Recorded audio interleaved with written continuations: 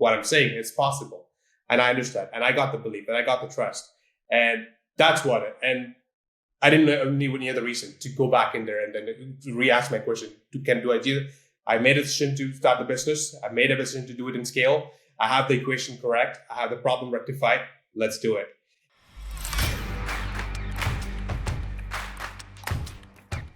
And welcome back to the Money, Mindset, and Mentoring podcast, where we bring you guests from all around the world. Today, I am super excited to bring in Anash here. He is the CEO of Haletale. It's a company located in Canada, and it's a really interesting company. It's really near and dear to my heart. It deals with real estate.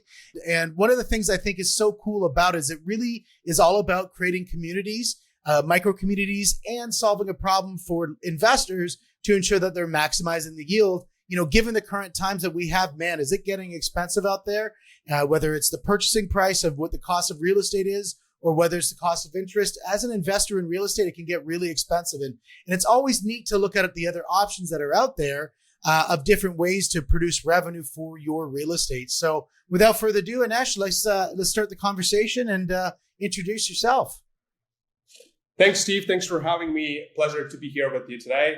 And you actually did a great intro for my business. So that is it. And again, in short words, we're promoting the idea of co-living. Essentially, in one words, is bringing community together into one house and how we can get that property get going from there in terms of financial and in terms of the operations, how to make that happen. That's what we're doing as co-living, and that's what Haletale does. And that's amazing. And you know, that as a birthplace for Haletale, I think that's wonderful. And I think when you shared with me on our conversations earlier, you talked a little bit about, you know, what really moved you to kind of get this started. If you want to kind of share with our listeners a little bit about, you know, the motivation that happened at the beginning to kind of get this heading in the right direction.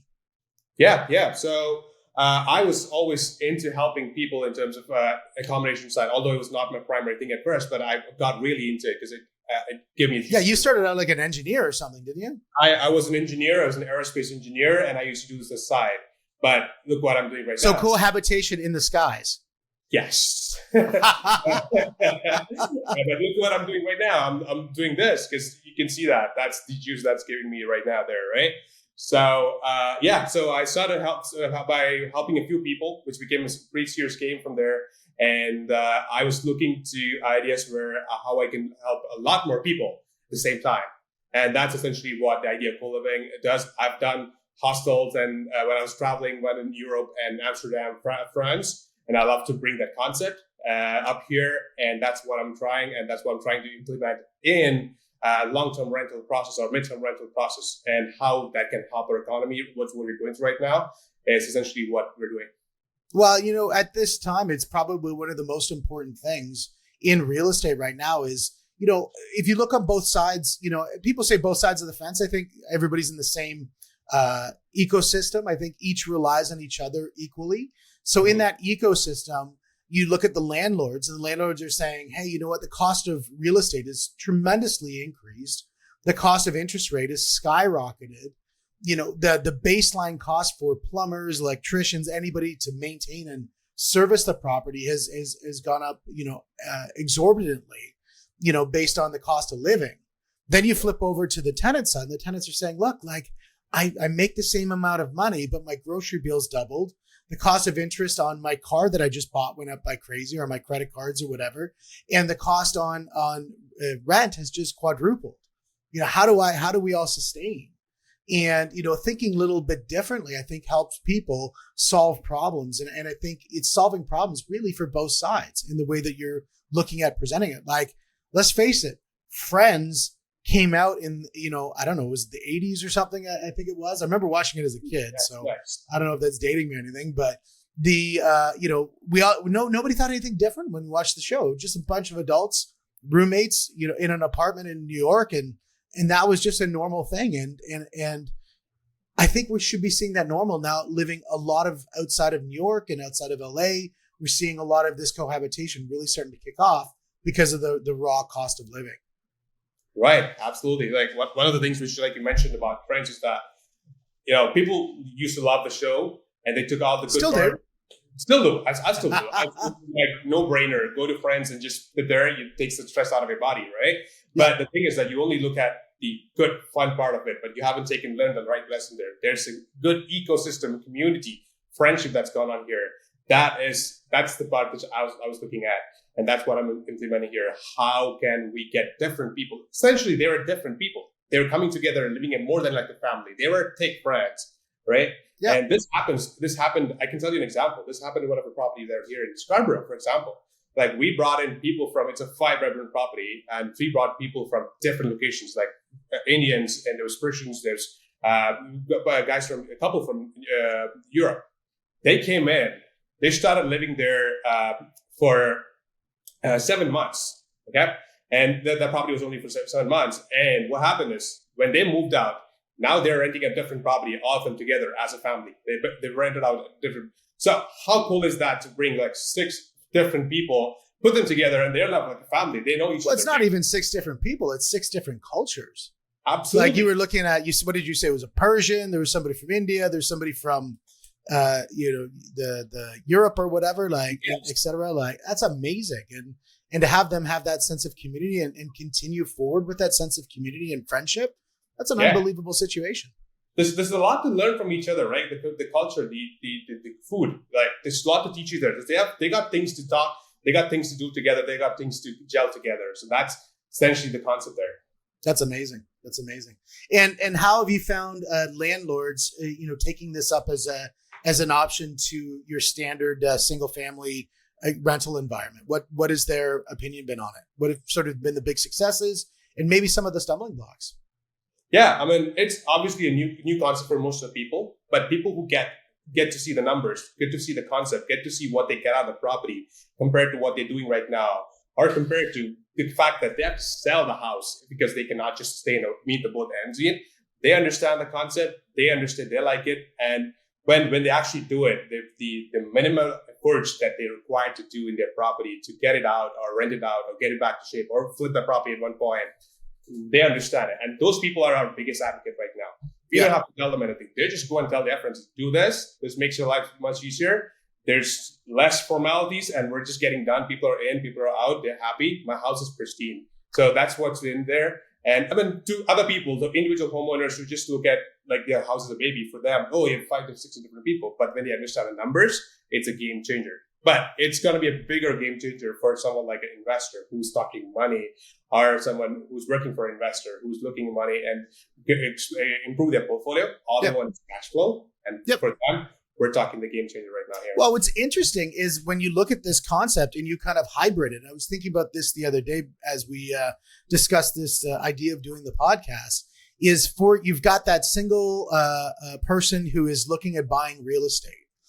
So they're looking at getting to their first house and they want to do a little bit of house hacking. For anybody who's not familiar with house hacking, what house hacking is you buy a part of real estate and then you rent out the rooms in which you live in. And so therefore you can subsidize the space in which you live. My very first property that I bought, I'd house hacked before the word house hack came out. And so I used to travel a lot for work. I did sales training and sales consulting all around the world. I was in Japan. I was in England. I was all over the United States, and it was an amazing experience. But I wasn't at home a lot, but I still wanted to buy real estate. Mm-hmm. And so what I did is I bought a house, and it had 3 bedrooms, and I found 3 buddies to rent those 3 rooms. And then when I came home, I slept on the couch. But I knew I was only home 4 days out of the month. So I was able to make profit on that property that I bought by having those rooms rented out. And, when it came time to move on to the next property, I was going from a position of strength, not from a position of being house poor. So it's not even just, I think, an idea of like this isn't for the investor who's, that serial investor who's got multiple properties, but it's also for that newer investor who's, saying, hey, look, I want to get into real estate. I can afford real estate on my own. But it's not about affording, it's about getting ahead. And how do I get ahead with real estate? Well, if you're just getting into the workforce and you're looking at building up some asset value, house hacking is one of the best ways, I believe, to be able to start building an inventory of properties that you own and really start building your wealth. So I think it's a wonderful opportunity to do that and create community. A lot of those people a couple of them I didn't actually know very well when they moved in, and they've been lifelong friends ever since. Yeah. And one of the key thing that we're not talking about here is the speed of things that we're doing here. We're not talking about going through major renovations or much work. How speed your house hit the market and get the returns that you're looking to get. That's exactly the word house hack, getting there, right?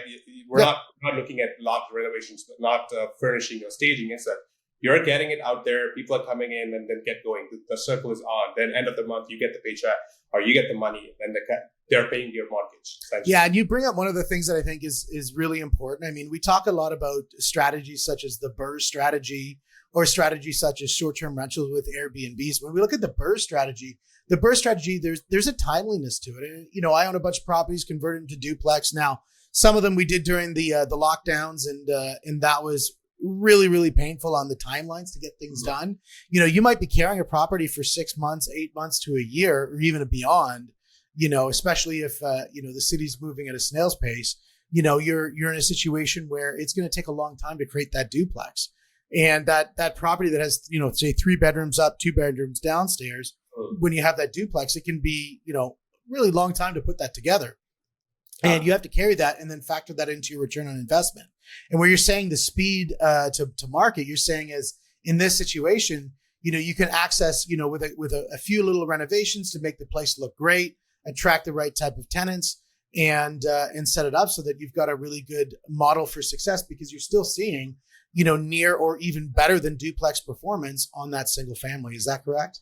Absolutely. That's exactly what I'm talking here. Like, obviously, yes, depends on what kind of property you buy, but you have a decent property to go rent. It's not like something you want to strip it down, but you have a decent property, and your 2 options are you want to either do a large renovation to convert into duplex, triplex, like you said.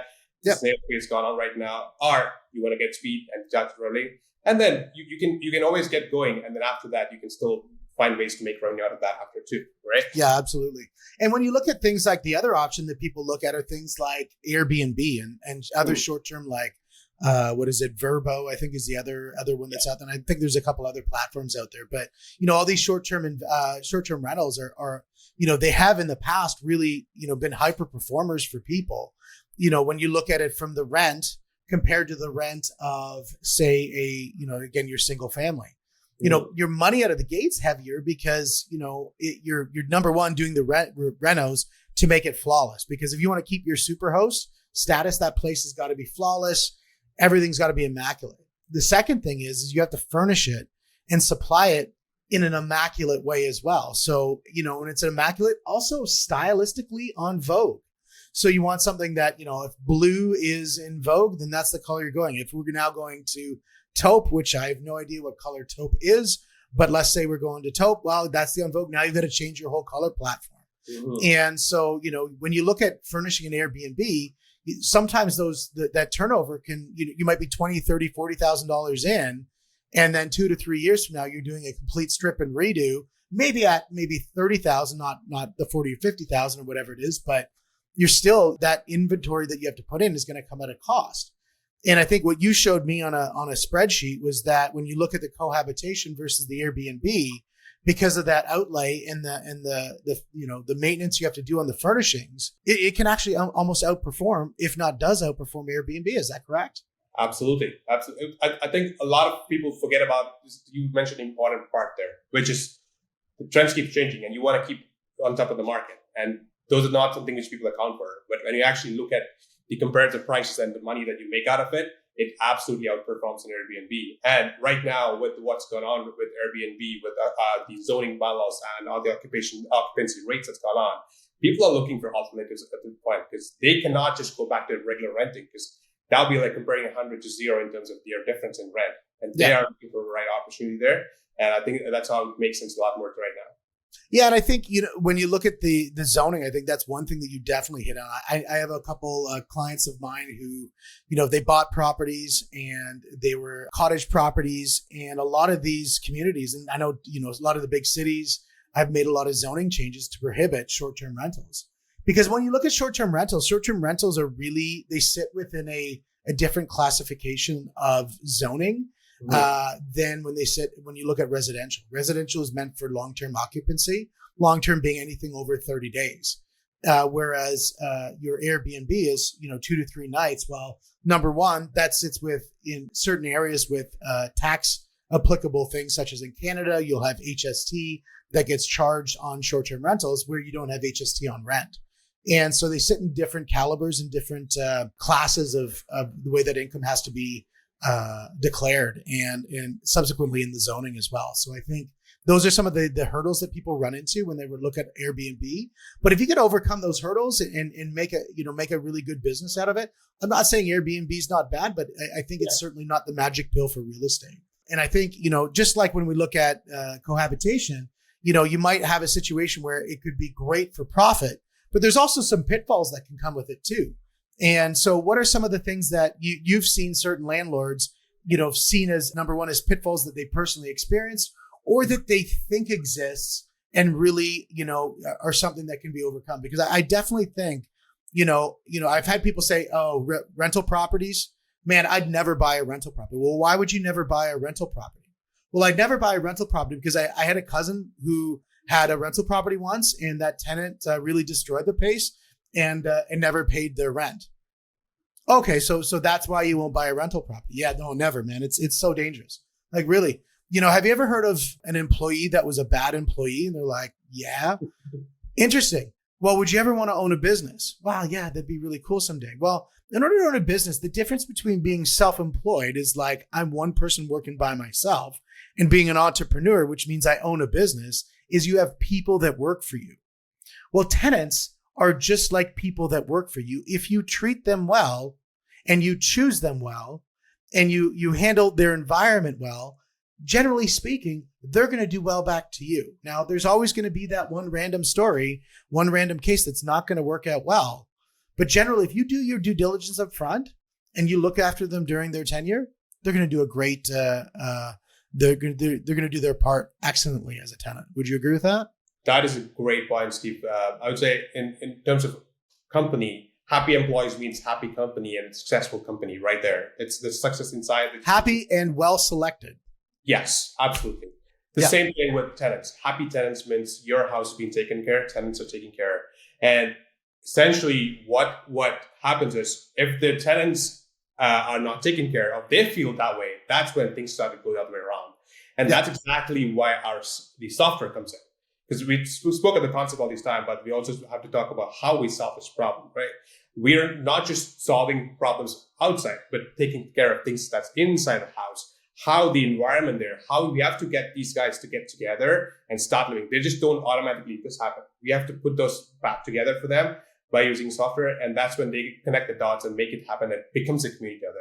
May that be managing the cleaning, may that be managing putting the garbage out. Simple things these are things that they have to rotate, which brings a harmony in them, and exactly what we do. And the cool thing here is it's all managed virtually. You're not going there telling them all these things. It's all, you may not be any problem where you are. You can manage what's happening in your property in US, Canada, whatever, by doing it online. And you can see what's happening. And the cool thing, another thing is that each person is actually watching out for each other. So it's not happening, it's happening. And everyone's going to watch out for there. So you bring in automation within the house. And that's how the outside of finance, everything works out. That's the key secret there. That's amazing. And, it's systems, I think, solve a lot of problems where people have bumps in the road. They kind of try to solve things through the art of doing whatever they're doing rather than the science of having a system in place. And I think technology really, if you find the right system, whether you do it on a piece of paper, whether you do it in an Excel spreadsheet, whether you do it in software, if you have the right system in place, all software does is speed that system up and produces better repeatable success. And I think, that's where we start looking at the next gen of what you're looking at doing. This is what I'm really, really getting excited about, by the way, is this V2 that we've been talking about. Is that on the V2, you've already got the ticketing for the being able to do with the trades, so that it'll ticket out for the trades to say this needs to be done based on the tenant, saying that maybe the toilet's leaking or whatever. The other unique ticketing that you had was that, which I thought this was great, was the ticketing for cleaning. I mean, if you have a cohabitation space, if you have a cleaner that goes in once a month and helps clean that place, like that's something that's going to keep that place in good check. Absolutely. And it shows that you care about the place, which means they should care about the place too. And I think that's something that's super, super exciting. So being able to have that community and that marketplace on the vendor side of things that really needs to underpin, I think takes a lot of the guesswork out of being a landlord and an investor in real estate, because that's always somebody's, the first fear is obviously the tenants are going to ruin the place. The second fear is tenants aren't going to pay their rent.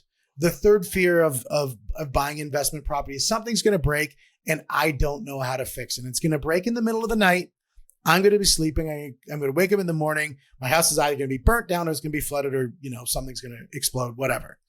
And that ability to be able to have that ticketing and create that marketplace of vendors that can get that ticket, right away and action on saying, yes, I'm ready to be teed up as soon as you click the accept button.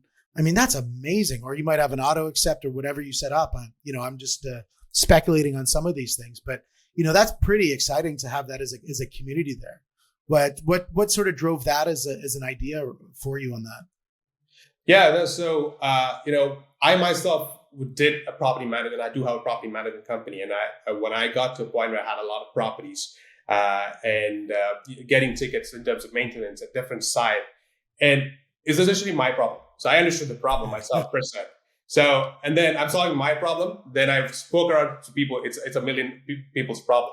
And that's essentially where the idea came in. And then the first step, like I said, the V1 was absolutely to get a system to get the tickets done efficiently, like fast. You want to get there, you want to fix them, you want to let them know what's happening. Now, the second part is how to connect the site. And if as a homeowner or landlord or anything, you will have all your parts checked out. Okay, I know what I'm doing. I have tenants, I have money, I have the thing. Then there's nothing else fearing you. And we want to give that confidence to people when it comes to a property. And it doesn't have to be just about renting. It's about managing a property. You have to get there. And that's what that's inspiring us to. And now we want to look at AI possibilities, how we can, if we can tell them that this is coming to you pretty soon. You want to be prepared about it and you want to get that work done before it even happen. Then what else? Like you don't need to learn. We're teaching you.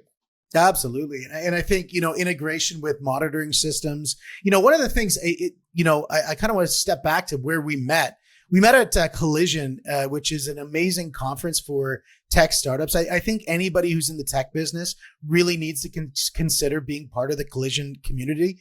It does a really good job of networking with startups, with investors, with business partners. And that's where we sort of first met. And it was wonderful because, I looked at a lot of the things that people were doing and I saw what you were doing. I was like, man, like such a perfect time, such a perfect need. And then when you start looking at, where technology is going and, interfacing with some of those other products through an open API connection or whatever it might be to get the data sets. So for example, I saw one of them had that water monitoring system so that you could get an alert right away. So if something was leaking, it would tell you and immediately connect to your system. And then notify the plumber, hey, wait a second, there's a water leak here. We got to get somebody out ASAP. Something like that, I think the more that we can make things, solve these problems, I think in the end, it becomes a lower cost of management, which gives a better either profitability to the landlord or better community access for people into real estate. Now, that doesn't have to be for cohabitation. That can be for single family. That can be for Airbnb. That can be for any different type of rental application. It could be for commercial. Right. I mean, there's a lot of different applications for this. It's just, and I think that's why when you look at some of the other elements of what you offer, where it's management of multifamily, management of cohabitation, all the different elements of managing real estate investments, right, and rental in whatever form it comes in. I think the platform, you've got a wonderful platform to do that. Yeah. I mean, one of the things I think is that if you're an investor, homeowner, or no matter what, someone who's looking into investing in, and if you're able to find out the best performing property in the market, and you're able to walk into that property and making an insightful decision of buying that property, using a rent calculator, like what are you going to be outcome out of it with all the expense, and compared to Airbnb, what makes better sense for me, that property there. And you're getting the transaction very informed, and there's nothing like it. And that's what I want to do. Like I want people to have access to the best properties out there and get the house hacking right away, right there. But I think that, each investor is going to have their own needs in the way that they're going to access the property. The house hacker is going to be looking for investing in one specific way, whereas the seasoned investor who's got multiple properties is going to be looking at things a little bit differently, and being able to normalize using whatever their conditions are to a specific number of a return on investment. Like everybody talks about cash flow, talks about capital appreciation, all this stuff. I mean, let's just normalize it right back to how much money did I put out and what is my return over whatever period of time. This way you can normalize and say, my Airbnb gave me a return of this amount. My, Sixplex gave me a return of this amount. My investment in bonds gave me this amount. My crypto or whatever else I'm going to be investing in gave me, this return. So then you can look at all the different returns and say, based on those and my risk profile and the amount of capital that's required, the amount of credit that's required, what am I able to do based on these different scenarios, and where will my return come back as? And I think, those calculators that you're working on and producing those, those are going to be unbelievable tools, for landlords and for investors to be able to use, and for house hackers to be able to use to say, hey, this is the house that I think I can get into. Because, correct me if I'm wrong, I think you worked on partnerships to bring in data sets, from different, data brokers for rents and that kind of a thing to pop it in. Yeah, in different areas so that people can look at it and see what are the data brokers saying? Like what are we seeing from that side? And I think being able to pull that in gives people some upfront basic information before they can make that decision. And I think that is a really strong feature of the software for sure. Thanks. We're as a team, as a company, we're stoked about developing it, and it's a lot of help from a lot of people, especially from you and people who are in industry experts. And that's what we want, because that's what we're building, something which means people who are involved in industry. That's kind of what we're building, and we're pretty excited about it. And we do have up there, and keep improving it. How, like I said, if I put my $5 into it, what's the best return that I can get from $5 out of that? That's essentially as simple as that. How we can give it in front of you. That's what we're working on. Well, the best thing is listening to your customers, listening to the market that you want to get into, rather than telling them what you're going to do is going to give you a faster out the door to give you a base of revenue. Your market's going to tell you what's important. You might think something's important and it's not. You might say, I'm going to try to tell the market what they're going to buy. Well, if you're big enough, you probably can do that. But when you're small, it's going to be very difficult to do that, because, what you have done is you haven't created something that is, completely revolutionary. It's not like you made the first wheel. It's not like you sent the first man to space. But man, are you solving needs in the market, especially in a timely position where, Airbnb, returns are going down, where interest rates are going up, where vacancies are at an all-time low, and, incomes are struggling. And I mean, you've got such a perfect timing to create a solution to solve so many people's problems. So it's listening to them and saying, tell me what the problems you're having, and we're going to make this a massive success out of this. And I think your pivot on it, especially getting the calculators in there, I think that's huge, because then people, before they get into the situation, they can make the decisions before they get there. I mean, my biggest thing for people is do some work up front before you make a decision. When people are buying, if it's a small decision, like buying a candy bar, who cares? But when you're going out and investing, a couple $100,000 and tying yourselves to, potentially $1 million worth of mortgage debt, you're going to be in a situation, you got to make that decision intelligently, because it's going to lock you up for a period of time, because you can't exit. It's not like a stock. You're like, oh, I'm watching it go down, I'm out. There's going to be a cost to enter and a cost to exit. And that generally means you have to be in that investment for a period of time. So you've got to make the right decision. And having those numbers up front really helps you make the right decision.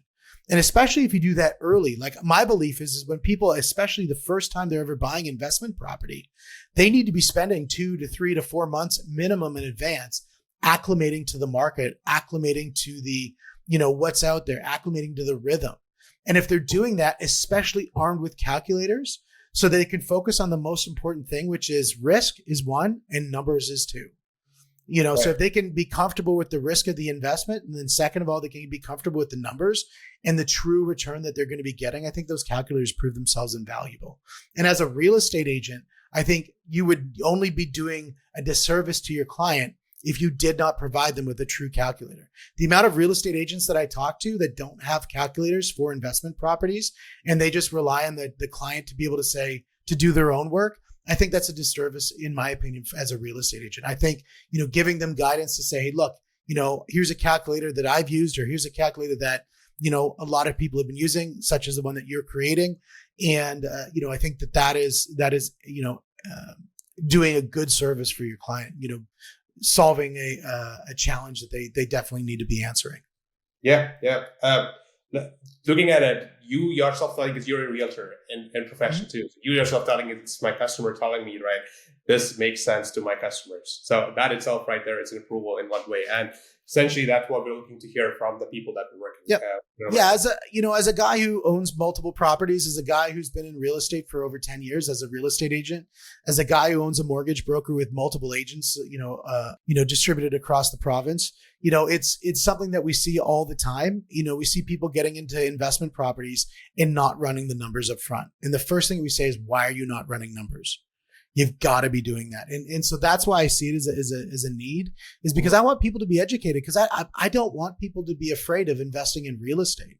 I think real estate, when you invest in real estate, you provide access to people who could not live in that asset class if you didn't buy it and rent to them.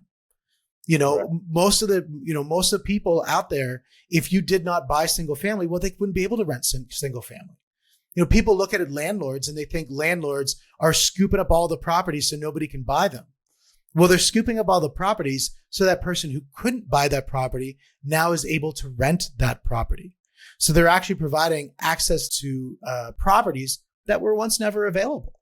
People, if they rented apartment buildings. They rented in spots that weren't that single family in that neighborhood, or weren't that semi or whatever in that nice neighborhood. So I think it provides a really good access. I had a friend of mine just a couple of days ago. He's moving from one property to the neighborhood, and if somebody wasn't renting the house down the street, he would have had to move his kids out of the school district. But because other properties are available of these single family homes, he's able to move into something that keeps his kids in the same school district. So I think that's paramount to keep on providing these availabilities to people to be able to. Landlords are not the bad people. Landlords are good people. For the most part, they're looking at, hey, I've got a bunch of money and I want to put it back into the community and invest in my community and build housing for people. Are there some of them slumlords? Of course there are. Are some of them that are absolutely amazing people? Of course there are. And there are a lot of people in the middle? Absolutely. Just like anything. Yes. Yeah. I agree. Landlords are an important part of the equation, and this equation is not complete with that part, because they are the one who's making it happen, and that's why people are able to rent. May that be in any location, any posh location, anywhere. That's the key location that's happening, right? So that's right. I agree to that. Yes. If every landlord sold all their properties to homeowners, that means there'd be no homes left for people to rent. Yeah. Like, so I can just buy. If I have a bunch of money, I just hold the property thinking it's going to appreciate and not rent it to anyone. What's going to happen? No one's going to be able to. Everyone's going to go have to. That's right. Apartment buildings or whatever. Yeah, I think when people buy houses and they speculate and they create a huge amount of vacancy in a neighborhood. A friend of mine lived in Vancouver, and he moved into a condo where most of it was bought by foreign money, and 90% of the building was vacant.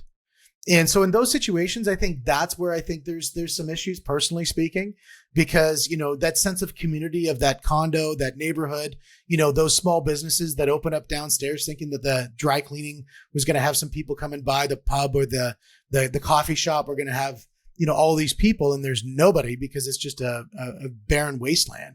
That I could see as a big issue.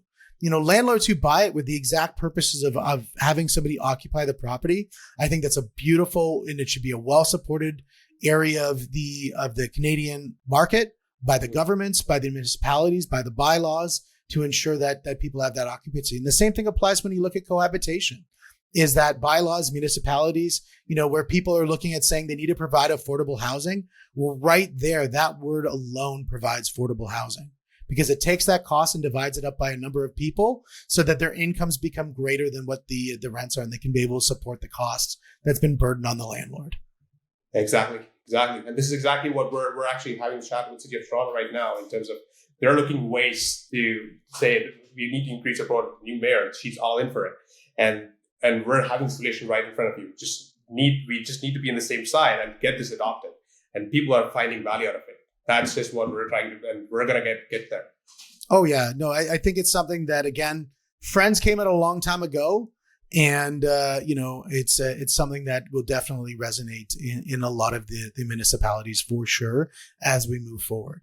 When we look at some of the other thing that I think is exciting, when we look at finding properties, you're building that AI to be able to look out into the market and look for properties based on people's specific needs. I think that's really cool. I think creating the sense of community with the chosen, mortgage broker, the chosen real estate agent or financial planner, with your white labeling of the product. I think that's pretty interesting, because I think, it allows that person who helps them find that property, who's helping them to ensure that they're hitting the returns, being able to see the fruits of their labor and being able to work with them to consistently help them build their portfolio and support their portfolio. I think that's amazing. And for the real estate agent, let's face it, it helps them with their branding. Right? I mean, a real estate agent who can have all of their investors in one spot, managing all their properties, looking at that magic ROI number front and center on the dashboard to see this is what those properties are producing. I think that right there alone is one wonderful way to cement a long-term relationship. Because if everybody's making money, man, that's a beautiful situation. I agree with that. Now, when we look at running the business of Haletale, let's talk a little bit about some of the things that, when you first, there was day one when you first said, you know what, I'm going to make this a business, and talk about some of the business elements of what it took to get into the startup world, to say, I am now going to start this full time. I'm leaving my other job and now making this my endeavor. Talk a little bit about, the mindset that it took to get there, and what was going through your head when your friends probably thought you were crazy. Oh yeah, a lot of people like saying no to that paycheck was it was crazy for a lot of people. But I kind of look at the bigger picture there, and I kind of wanted to make myself believe that I'm able to do it. So what I did is I became the other side here. I did it in person, no software, nothing. I did it in person to see what I'm saying is possible, and I understand, and I got the belief, and I got the trust, and that's what it. And I didn't need any other reason to go back in there and then to re-ask my question. I made a decision to start the business. I made a decision to do it in scale. I have the equation correct. I have the problem rectified. Let's do it. And true. And I'm a new entrepreneur in terms of startup world. So that's why I think the accelerators it's a game changer for me too. It gives a different change in mentality of how you think, how you want to grow, how you want to scale. That helped. So Antler was the first one that was there. There was working with a bunch of VCs there. They invested a little bit in the beginning, and that gave a great inspiration and coaching from them, and then how you want to look at the business. Because it's when you look at a little different, it's a bit different from how brick and mortar, but at the end of the day, it's all revenue. But at the same time, you want to look at the bigger picture. You want to always continue to grow, and at the same time, you want to also make revenue. These are two things you keep in mind and keep growing. And that's kind of what me and my partner triggered on, and we decided, okay, we're going to go full in and rock this out. Now, when we look at revenue, that's one of those things that I know a lot of startups, it's funny because I've spent a lot of time in the startup space, and it always seems like it's the dirty word. People don't want to talk about revenue. They always want to talk about, their which round of financing are they getting. They want to talk about their angel funding. They want to talk about those two beautiful letters of the V and the C, and talk about all the debt or all the equity they can give away. But a lot of times they never really hone in on revenue. And I think revenue is one of those things that it's either going to get you at the beginning or it's going to get you at the end. I've seen a lot of these startups, they raise, an enormous amount of capital, and then they ended up, absolutely imploding because they don't have any revenue.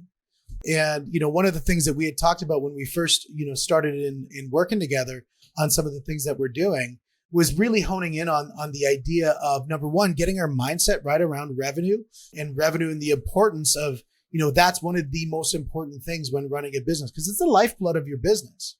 A lot of people, when they're looking at, man, I'd love to add that extra feature, but I don't have the money. I'd like to hire that extra person. but I don't have the money. Man, I really want to go to that. Oh, I don't have the money. And you're either going to solve that I don't have the money with debt, or you're going to solve that I don't have the money with revenue. And the idea of being able to think big and be able to 10x your goals, you've got to be able to start focusing on 10xing your revenue.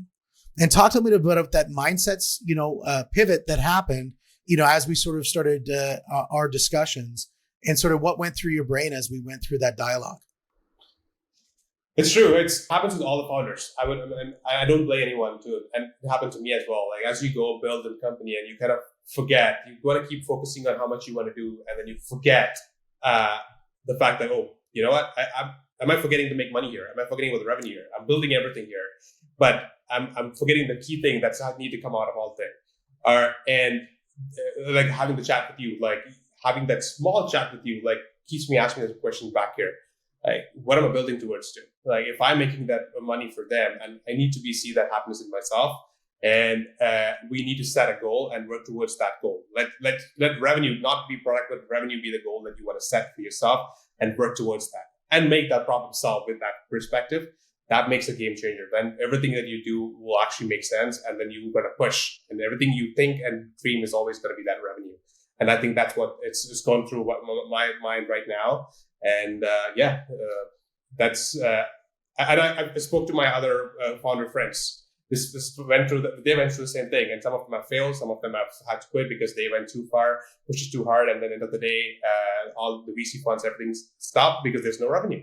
Because at the end of the day, you go through a pre-seed funding, seed funding, but when you go to the next level, that revenue is not there. They're going to turn the tap off, and then we're going to be looking around. Okay, now we have no revenue, no cash. What are we going to do with everything? So that's exactly the important point that I think we're talking about here. That's exactly right. It's the same thing with marketing. A lot of people talk about marketing, and the idea of building a website, building all these landing pages, building all these events and that sort of thing for marketing.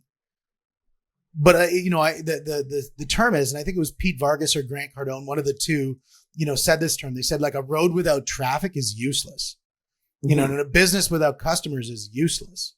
Now sometimes, companies like Google and that sort of thing, they'll run on those heavy burn rates because they've got that big sort of picture, data set that they're running with, where, it's a different model for success at the beginning.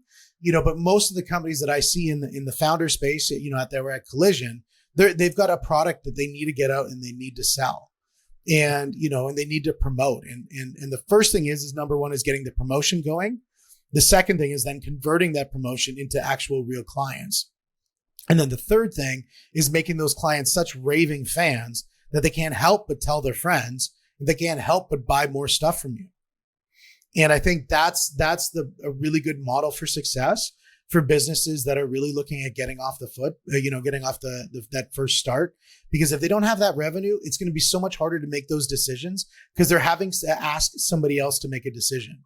When you have the money, you make the decision. When you're going to your VC and saying, hey, I really want to do this, I need more capital, that's a lot harder to make that decision. And your speed, completely comes to a burning halt because you don't have the capital. Whereas if the money's in the bank, you're looking at going, game on, the foot to the, pedal to the floor, and let's just grow this thing. And speed is everything, I think, when you're looking at startups.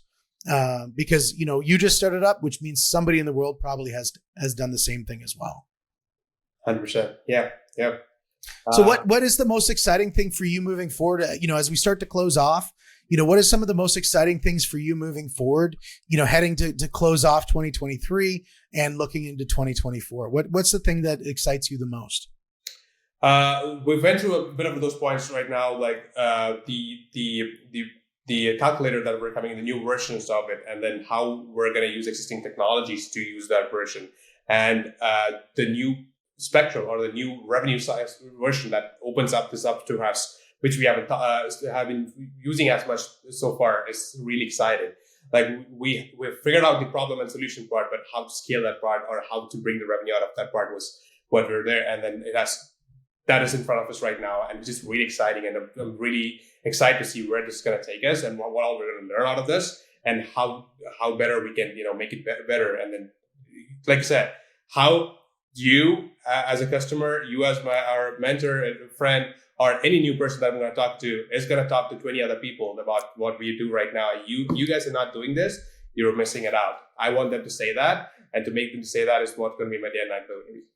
Well, the thing is, anytime somebody's saying negative about you or somebody's saying you need to fix this, what it means is they're talking about you.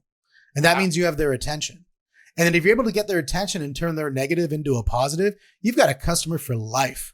And because it means that you listen to them. And the amount of people who are out there in the world that don't have anybody listening to them, and that they just feel like they're just a little blip in space. Mm-hmm. And if you actually say, you know what you told me is extremely important. And in fact, it's so important that we're going to make dramatic shifts in what we're doing here to make sure that we solve your problem.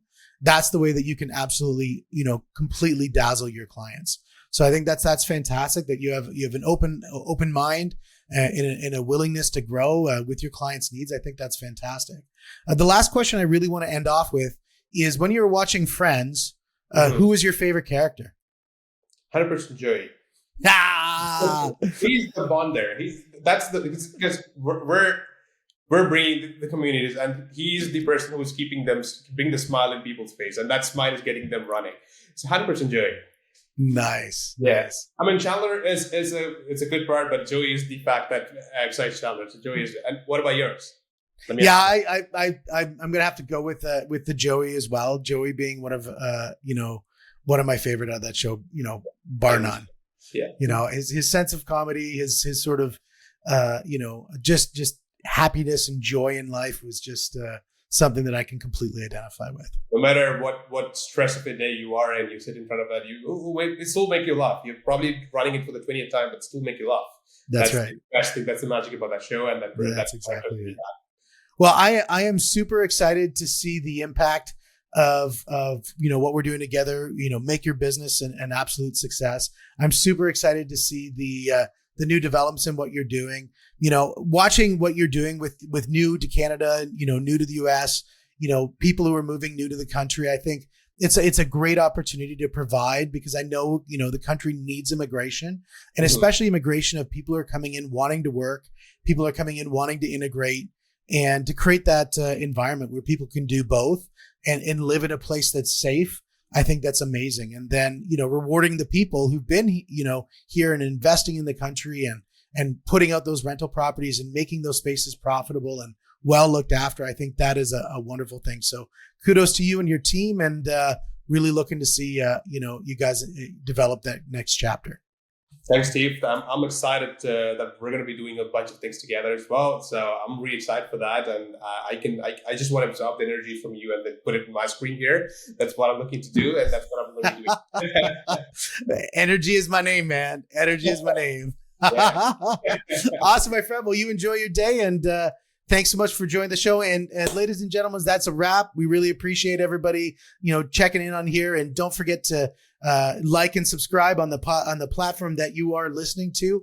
And we really appreciate it. And reach out, put some comments on the show. And thanks so much.